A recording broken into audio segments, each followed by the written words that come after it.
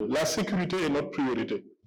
Deuxième chose, on n'interdit pas le voyage entre Dakar et le sud du Sénégal. Non, il y a des restrictions. Donc, si vous dites qu'il y a des horaires où c'est restreint, il y a des horaires où ce n'est pas restreint. Donc, les gens auront la possibilité de voyager. Maintenant, s'il y a le bateau Aline Sitoé Diatta qui n'est pas disponible, c'est vrai, ça diminue les capacités de transport entre ces deux zones du Sénégal. Mais n'oubliez pas qu'il y a toujours la route nationale à certaines heures qui est ouverte et aussi le pont de la Sénégambie qui permet d'aller plus vite. Donc ce sont des restrictions sécuritaires. De toute façon, les restrictions sécuritaires existent depuis l'accident de Sikilo avec l'absence de la possibilité de voyager la nuit à certaines heures pour les moyens de transport en commun.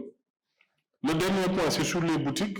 Vous constatez que tout ce qu'on vient de dire, c'est à peu près les conséquences d'une situation anti-républicaine. Parce qu'il y a des gens qui estiment que oui, pour se faire entendre, il faut casser, il faut tuer, il faut saccager. Et après, qu'est-ce qui paye les pots cassés, comme on dit en français?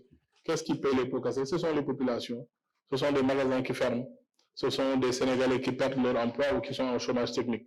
Ce sont des magasins qui ne permettent plus d'avoir une diversité d'offres sur le marché et qui fait qu'au final, certains boutiquiers ont une situation de monopole ou d'oligopole et qui augmentent leur prix. Mais nous travaillons à cela.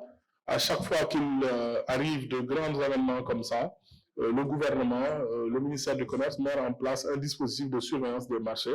Et comme vous l'avez noté, il y a beaucoup de saisies, il y a beaucoup de demandes qui sont faites et des communiqués aussi qui vont être faits pour rappeler les prix et faire en sorte que ces prix soient maintenus dans les proportions normales.